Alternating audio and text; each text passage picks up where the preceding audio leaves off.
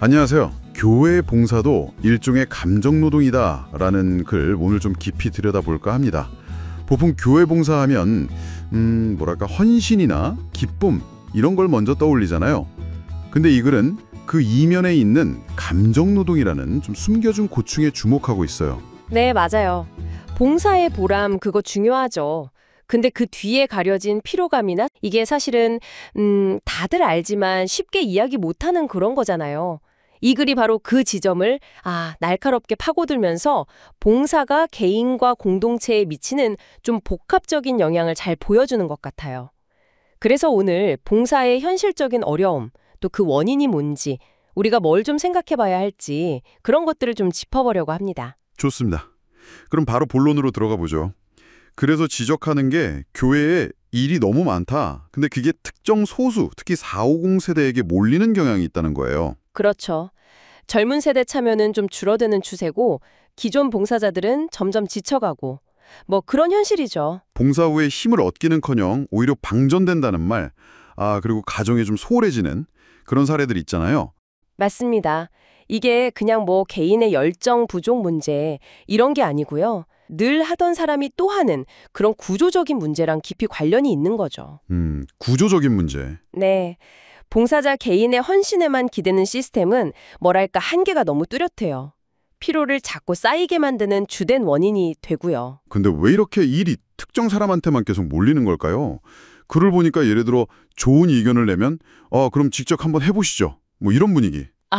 네네. 그런 거 있죠. 또 일을 좀 잘하면 더 많은 일이 막 주어지는 경향도 꼬집더라고요. 그렇죠.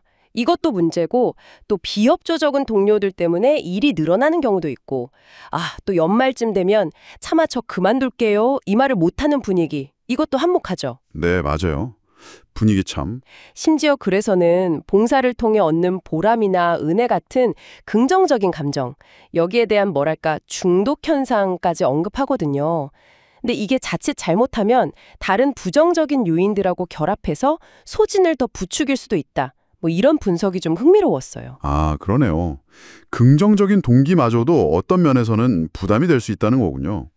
게다가 신앙생활 전체가 그냥 교회 봉사랑 거의 동일시되면서 삶의 균형을 잃어버리는 문제도 지적하고 있고요. 바로 그 지점에서 이 글의 핵심 주장인 감정노동 개념이 딱 등장합니다.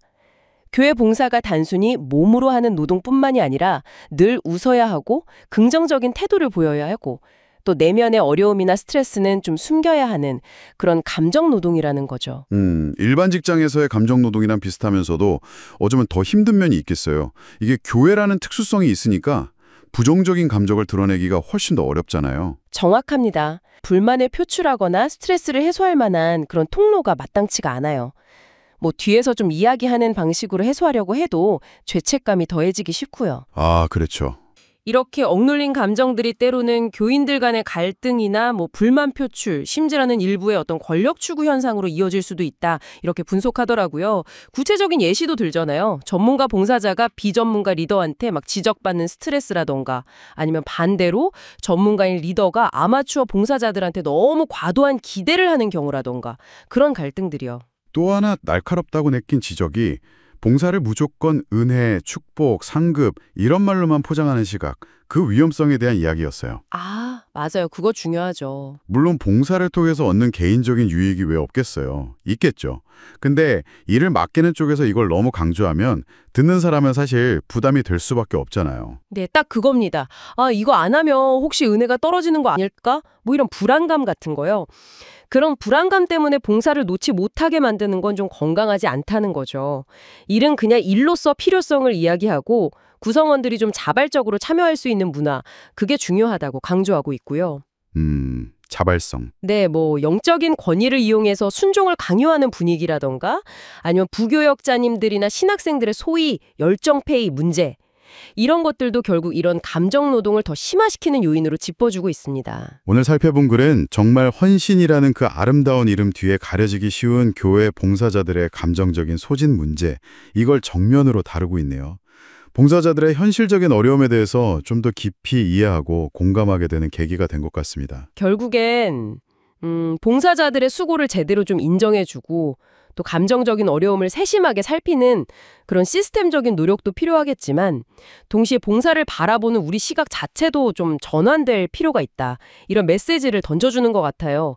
자발성과 기쁨이 중심이 되면서도 그 과정에서의 어려움 같은 것들을 좀 솔직하게 나누고 서로 돌볼 수 있는 공동체, 그런 지혜가 필요하겠죠. 네, 맞아요. 이 글을 읽으면서 여러분 자신의 경험이나 아니면 주변의 봉사 현장을 한번 떠올려 보시는 건 어떨까 싶어요. 어쩌면 우리는 교교의 일에 너무 분주한 나머지 정작 더 중요한 무언가를 놓치고 있는 건 아닌지 이 글의 마지막 질문처럼요. 한 번쯤 돌아보는 시간이 되면 좋겠습니다.